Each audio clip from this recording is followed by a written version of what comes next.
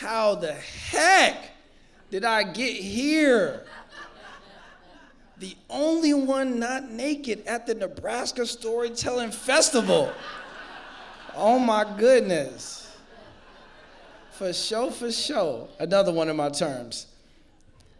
I'm going to tell you a story about there's more than meets the eye. But first, I have some homework for you. Let me see your hands real quick. Turn them into a phone. You're going to need that later. If you did not participate, we have a bunch of Scottish people led by Mel Gibson who will escort you out the room. So, there's more than meets the eye.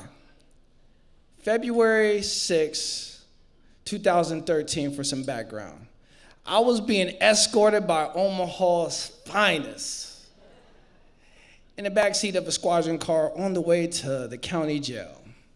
And at that moment, I handled that like any self-respecting man with a semblance of dignity would. Oh my God, Mama. I was scared. Kevin Hart hadn't come out with the movie helping Will Ferrell get ready to go to prison, and so I didn't know really what to expect. I didn't know how to handle that, but I knew I couldn't show it, right? I even questioned if I was dying. I had all these shoulda, coulda, wouldas in my head, and I'm swiping left and swiping right like a dating site, and then I follow this one, and I'm like, yeah, this is a good idea. Then I'm like, I already made the decision, it's too late. So I got to the county jail. And then I thought, let me call my mom with the melodramatic message. Mama, you might not see your son for like at least 50 years and stuff. She's like, what happened? I couldn't tell her because it was still going on, right? But she understood. She understood. February to September 10th, 2013, that same year, I got sentenced to 14 to 20 years in prison. See, my sentence was a little bit wonky, right? I was there for charges related to robbery. I was hungry, whatever. We'll deal with it. 14 to 20 years, 9.5 years I would have to do to be eligible for parole, to be able to be free again. And that's where this story starts. See, August 25th, 2022, there was a little bit more than meets the eye that day, right? It wasn't just 3 days before my oldest son's baseball game where he wondered if I would be there. It wasn't just 10 days after my youngest son's 10th birthday where he was hoping that I would get out. It wasn't just 56 days before my 34th birthday, nor was it less than 2 months from an album being released from me while in prison. What a feat. This was the day that I was due to get out, to be free. And I don't know if anyone here has ever been in a parole board meeting, but it's like when you walk into a freezer, and inside of that freezer, it's a gender reveal party, right?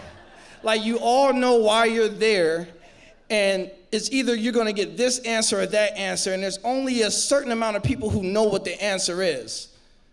And I thought I had a real good chance at freedom, right? I had a hell of a resume, prison resume. But when I got in there, I didn't get the fairness, the impartiality, the unbiased. What I got was a bunch of scowls, disinterested, detached looks, as if to intimidate me, but they didn't know, yea, do I walk through the valley of Tecumseh State Prison Institution, where I've weathered the Mother Day ride, I shall fear no parole board member. And so the mist at my feet and the fog at my face, I raised my head above it, and they didn't like that. See, it was an ambush. They had already had a decision made about what they were going to do, and so they spent that whole time trying to justify the decision. And they weren't prepared for me to handle myself with a sense of dignity and integrity that I had cultivated over that 9.5 years. They weren't expecting someone to actually change. They didn't plan for that. And so I was told that I had a problem with authority because I tried to hold authority accountable the same way I was held accountable. Then I was asked to define authority. I said, what? Then, after everyone said what they said, the chairman said, you interview great, but I still have my concerns. And I'm like, what? I couldn't understand that. Like, look at me. Why am I not worthy of freedom, right? How can I have a perfect resume, have a whole team of support, and still be told that I am not fit to be free? Let's play a quick game real quick. Never have I ever sued for my freedom. Wait, opposite. I have sued for my freedom. I don't know the rules of that game, but what I'm trying to tell you is I might be the only one in here who has sued for their freedom, because that was the next step. After they denied me, I didn't know what to do. I had a bunch of support that was grieving the fact that I was still in there. I had a son who would be detached from why I missed his game. I had another son who would be depressed from why I was not free. I survived riots. I survived gang wars. I got out of the gang life. I had an album release. I had so many things that I created, and still suing them actually created more problems for me. So now we fast forward to February 21st, 2025, which was exactly 2.5 years later. That was the day I was released. And I didn't handle that day like anybody. I handled that day like Miley Cyrus would have. I came in like a wrecking ball. That was the day that I stepped out. And see, your first step in freedom, it has to be intentional. You have to know where you're going, because the wrong step may send you back. And I played Monopoly enough to know that I didn't want to skip, go to jail. I wanted my 200. And so that same day when I got out, I competed in the Omaha Poetry Slam.